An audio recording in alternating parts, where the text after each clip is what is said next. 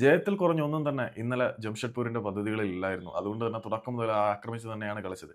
അങ്ങനെ എതിരില്ലാത്ത 2 ഗോളുകൾക്ക് ഹൈദരാബാദിനെ പരാജയപ്പെടുത്തി നമ്മുടെ സൂപ്പർ കപ്പിന്റെ ക്വാർട്ടറിലേക്ക് മുന്നേറിയിരിക്കുകയാണ് ജംഷഡ്പൂർ എഫ്‌സി എന്ന് പറഞ്ഞാൽ അതിൽ അതിശയോക്തിയായിട്ടൊന്നുമില്ല.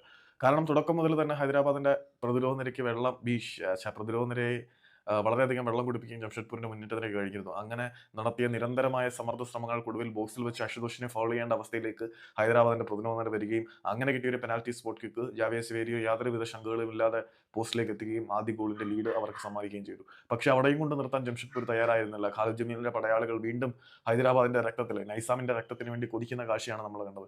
ഒടുവിൽ ജോർദാൻ മെറ നൽകിയ ഒരു അസിസ്റ്റിൽ കൂടി സ്റ്റീഫൻ എസ്സെ മറ്റൊരു ഗോളും കൂടി നേടി എതിരില്ലാത്ത 2 ഗോളുകൾക്ക് ജംഷഡ്പൂർ എഫ്‌സി ഹൈദരാബാദിനെ പരാജയപ്പെടുത്തുകയായിരുന്നു. ഇനി ഇന്നത്തെ മത്സരത്തിന്റെ സ്ഥിതിഗതികളെക്കുറിച്ച് വളരെ സിമ്പിളായിട്ട് പറയുകയാണെങ്കിൽ